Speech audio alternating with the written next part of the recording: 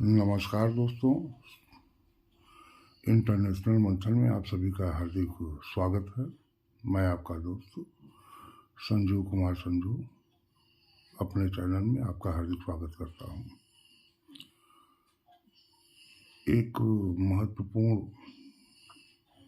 विषय के अंतर्गत आज हम लोग मंथन करेंगे कि क्या भारत में गजवाए हिंद संभव है, क्योंकि अभी तक पाकिस्तान का प्रत्येक मौलाना, मुल्ला, वहाँ का जनरल और लगभग 99% जो वहाँ की आम जनता है, वह हमेशा एक राग अलापती है गजवाए हिंद का।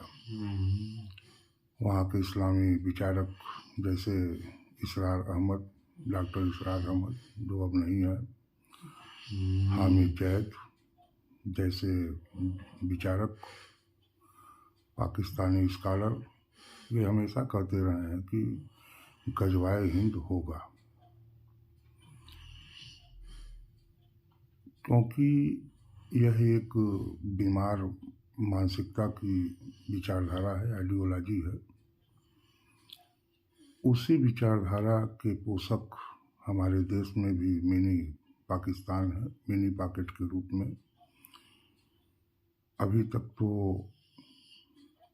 खुल करके ऐसा कोई राग नहीं अलापा गया था, लेकिन देवबंद के एक इस्लामिक शिक्षण संस्थान दारुल उलूम नामक इस्लामिक संस्थान है जो देवबंद में है, सहारनपुर के, वहाँ की तरफ से एक फतवा जारी हुआ है कि गजवाए हिंद होगा।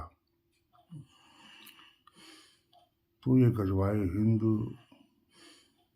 तो अगर सही रूप से विचार किया जाए तो यह एक बीमार मानसिकता है, एक ऐसी मानसिकता जो असंभव है, क्योंकि पूरी दुनिया में एक रंग से रंगा नहीं जा सकता।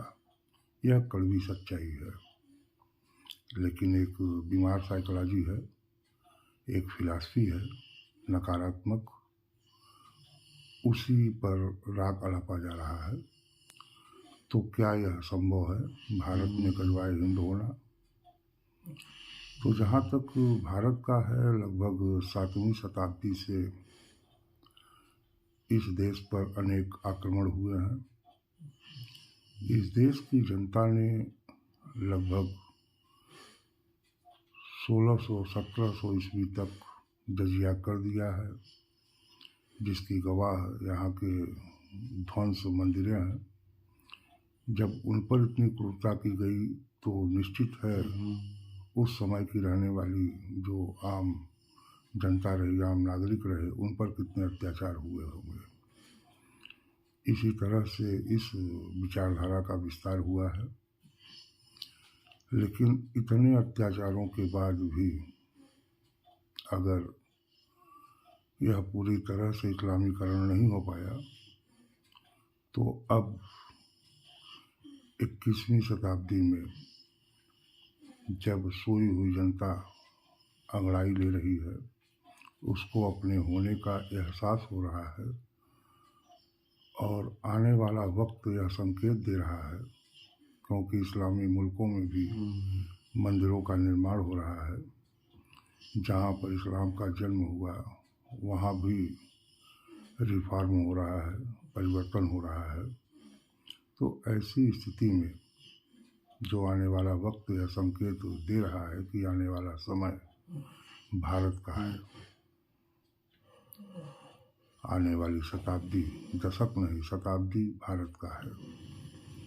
तो ऐसे माहौल में, ऐसे वातावरण में गजवाए हिंद होना तो लगभग असंभव है, क्योंकि जो सोई हुई आम जनता थी उसे अपने होने का एहसास हो गया है कि वो क्या है, उसकी संस्कृति क्या है, उसकी सभ्यता क्या है, उसका अतीत क्या है। इन सारी चीज़ों पर अगर गंभीरता से विचार किया जाए तो निश्चित रूप से यह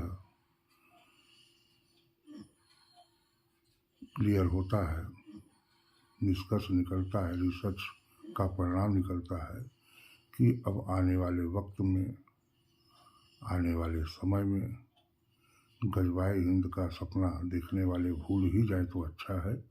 और इस संस्कृति, इस सभ्यता, इस वसुधैव कुटुंबकम जैसी विचारधारा में समाहित होकर के जीवन व्यतीत करें, यही उनके लिए अच्छा है, क्योंकि आने वाला समय सनातन का है। नमस्कार दोस्तों, फिर मुलाकात होगी अगले वीडियो में।